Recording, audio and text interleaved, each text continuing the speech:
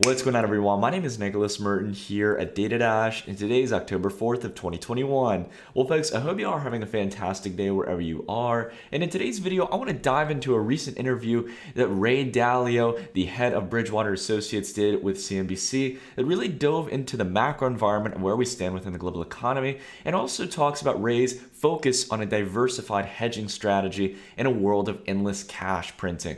So we're going to be diving into how this not only entails to the global markets, but more specifically into cryptocurrencies, and try to take a very non-biased approach to it. And if you guys can be patient with me, I apologize. I'm a bit sick today, or I caught something, so my voice is a little bit scratchy, but hopefully it makes my voice more soothing in this case as we talk about the macro environment. Anyways, so I wanted to go ahead and try to give a very brief summary here before we dive into the charts and the overall real narrative here, and just try to summarize what Ray was really pushing in this interview. Now, it's a very short interview. It's about 18-20 minutes here where you guys can dive in and watch it yourself. But the general thesis of what Ray is pressing forward is a couple key concepts. First, in this case, that cash is trash. It is the worst place you can have your wealth stored in right now in the current macro environment. And I'm a big believer in this. Sure, things might change 5-10 years out. Maybe central banks will stop printing money. But one thing that is very certain here is that in the current environment, if you are sitting in cash, there is no general way to be able to hedge yourself against the endless printing of money, and then also the credit creation within the financial system, meaning that you are going to be barred down by whether the Fed says it's low levels of inflation or really the more higher rates of inflation that they don't showcase.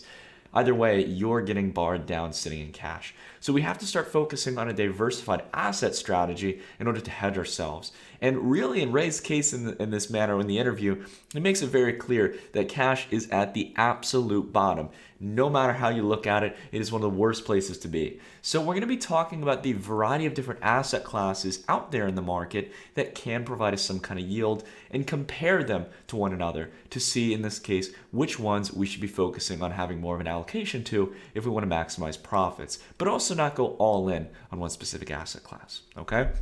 So if you guys are here with me still, let's go ahead and dive into the substance here. And I'm going to go ahead and I'm not going to, hold off. I'm going to cut to the chase here and showcase to you guys the ranking of asset classes from left to right, or from top to bottom, in this case, that are most beneficial and highest yielding assets. Now, I'm not saying, again, you go all into any of these, nor that you should ignore some of the lower options in this case. It's not terrible to have a little bit of your money in savings in this case, okay? So let's go ahead and talk about it. If we're focusing on maximizing our profits in this case, the first thing we want to stay away from is cash, as Ray Dalio has mentioned in this case. And I'll go ahead and emphasize why this is. It's not only because of the inflationary pressures in this case out there. That's already one thing to worry about, that there's new money being created, and it's created faster than any other type of asset out there on the market. But when we consider that, we also need to consider, roughly speaking, that the national savings rate in this case, the amount that you can get on a standard savings or checking account, is less than 0.06 in this case. Basically, to put that in context, that's 6/100ths of a percentage point. Not 6%, not 3%, 6/100ths of a percentage point on your account. The element of compound interest doesn't even have an effect or play out here because the interest rates are so low. They have no general effect on the growth of your capital. So a savings account, and if you really want to stretch and say, but look, there's these CD accounts, Nick, after putting your money in a financial institution locked up for 5 years, lo and behold, the kind of risk that you're associating with putting your money in a bank like that with the way monetary policy is, you can still get almost a little over 1/4%. Well, that's the best the financial system can offer, while at the same time the bank is going to make sure that with your deposits it can not only generate waves of new credit, but it's going to walk away with about a 25% profit margin every single quarter. But never mind that. They don't want you thinking about that. So let's go ahead and ditch them as an option in this case, right? Cash in this case should be one of the last ideas we have of where we should put our money right now, at least in the macro environment where we stand. The next one here on the list is the bond market, IOUs. Government treasuries in the United States, right? This is the next best bet. If you're really looking for something that can almost act as that savings vehicle in this case, something where you can park money away for some time and not have to think about it, government treasuries and bonds are definitely a better option because of the yield they can offer, as well as the growth potential of the underlying bond price compared to what you can get in a savings account. Okay, and they're a little bit more predictable than savings, which again have just been, well, I would say savings are actually more predictable, but they're predictably bad. So we can see here that there's obviously the nominal bond price in this case that, as you can see, generally stays, and as we're looking at, we're taking a look at the US 10-year, right? We're taking a look at the 2-week chart. So each of these candles represents 2 weeks, and it's giving us price history all the way back since March 2014. Bond prices stay relatively neutral, especially for these longer term bonds, right? We can see here that there's a general discount range, a general overextended range, some decent predictability here. We can kind of know maybe when it's good to add in bonds on a discount, right? But outside of that as well, you really have the yield, and this is what matters to bond investors.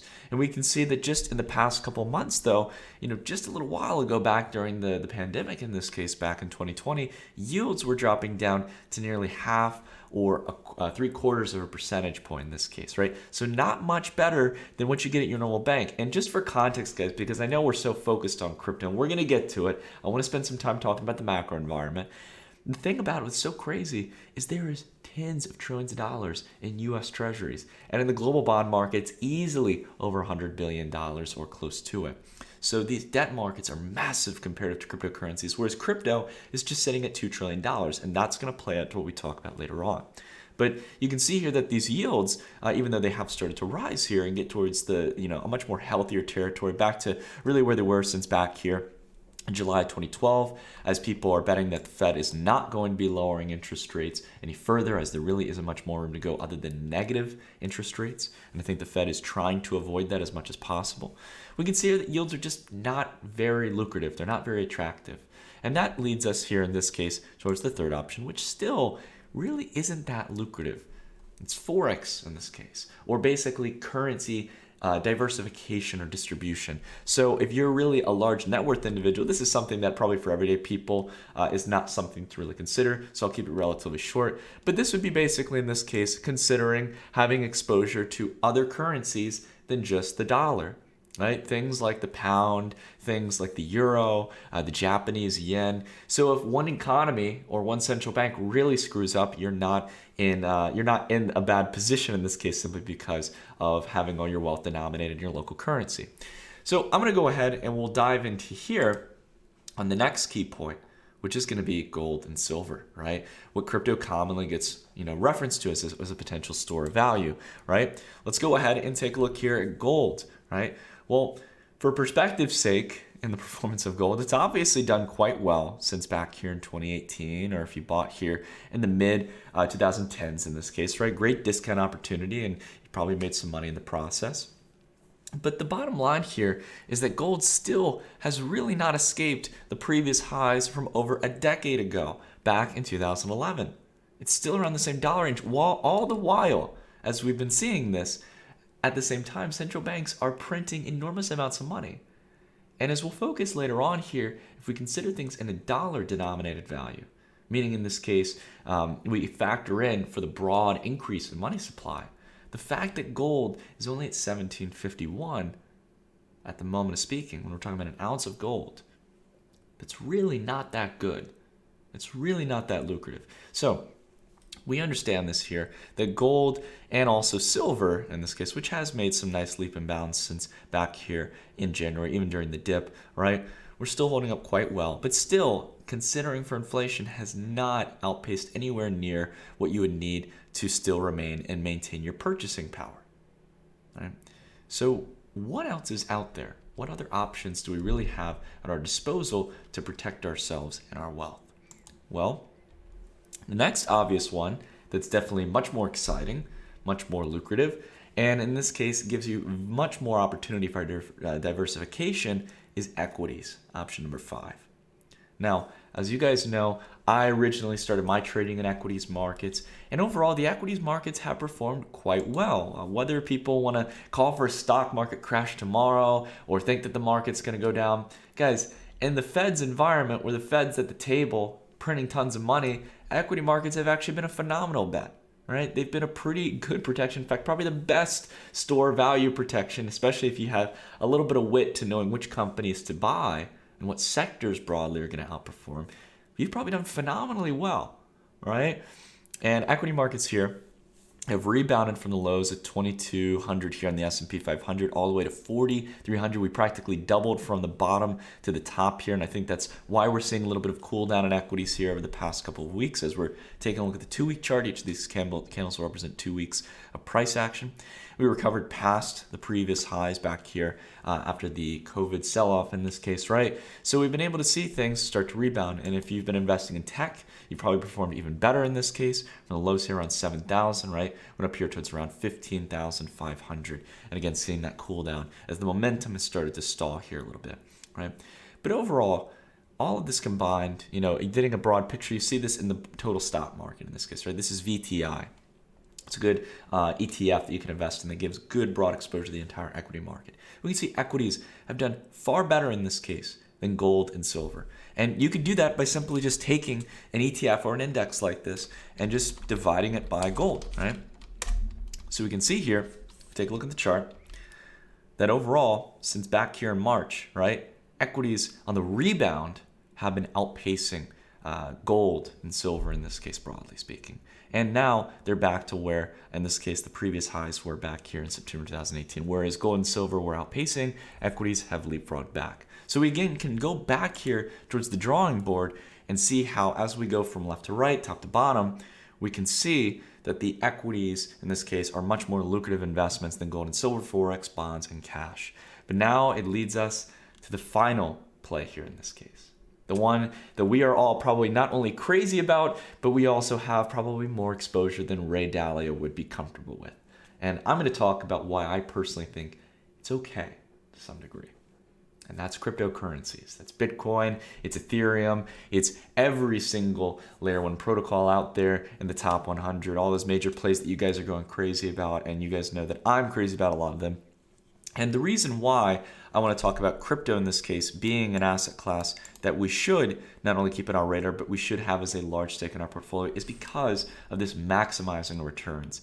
Right now, we live in an environment where fundamental investing and allocating yourself to the safe haven assets does not make sense, and they, by the way, are no longer safe in this environment.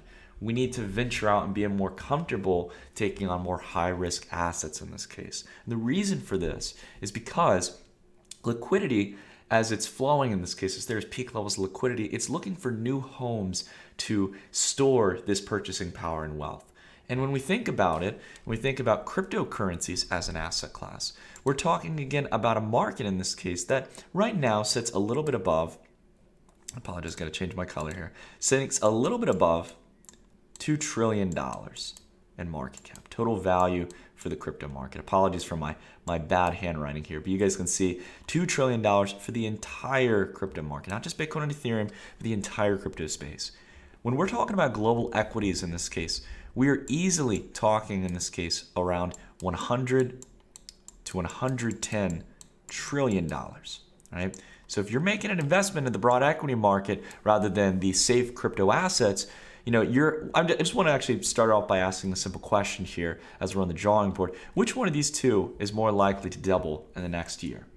If you had to take a wild guess in this case, which one would have an easier time doubling in valuation? The broader market of cryptocurrencies or the broader market of equities, right? I can tell you guys that even though market to scale isn't the only key thing we have to be considered about this ability of whether or not it's easier to double for one asset class or another, but there is a sheer discrepancy here that crypto has a much easier job to double in this case to make a 100% return, because in that case it just has to go to 4 trillion, whereas equities in this manner, right? If we want equities to do the same, we need equities to go up towards 200 to 220 trillion dollars. That's a lot of valuation growth, and therefore is going to require a lot of liquidity. And the same goes here as we look at gold and silver and a lot of the assets that really kind of break away from being a currency in this case, or being some form of bonds or treasury notes. Right? These are the assets that could really make percentage returns in the increase of price. Right? So when we take a look here at Bitcoin, right? Bitcoin overall on an annualized basis, right, since the start of the year, has actually, even though it's been quite volatile, has done a great job. We've gone from around $28,000 even after the rise up here to 65K and the correction down here in the summer of 2021, down here towards around 30,000, we're still up to $47,000. Take away all the volatility and all the concern around the market. If we really go from the beginning of the year to where we are now, we can see here that things annualized look pretty damn good. 67%, right? And let's just go ahead and take a look at Ethereum here, right? Since the beginning of the year, this is just compared to Bitcoin, right? Ethereum, since the beginning of the year, down here, has made a 200% move against Bitcoin. Let's go ahead and take a look at that in dollar terms, ETH/USD, right? Go ahead and take a look here at Bitstamp, right? We'll go ahead and get our drawings off here. I apologize, guys. Sometimes I'll have the button so it'll kick over to me. So let's go ahead and start from the beginning of the year. So we'll get our date and price range tool. Takes us here towards the 4th of January. All right, this is the first week here. Boom. 250% here for Ethereum. Not bad. Not bad if you can get it, right?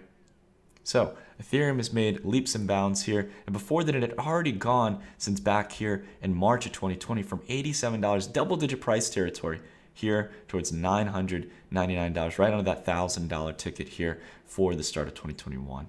And throughout the year, we also rallied all the way up here towards around 4,359, 347% return. This is just simply the stuff you can't get in other markets, guys.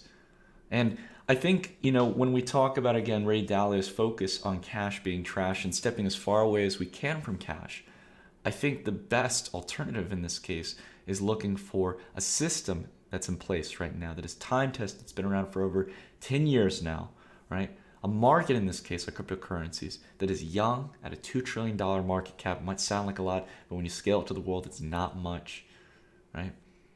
A $2 trillion in total value that has fixed monetary policies when it comes to its cryptocurrency, that has deflationary pressure, either having a finite supply over time or actually starting to see a reduction in the supply as new upgrades come to networks like Ethereum.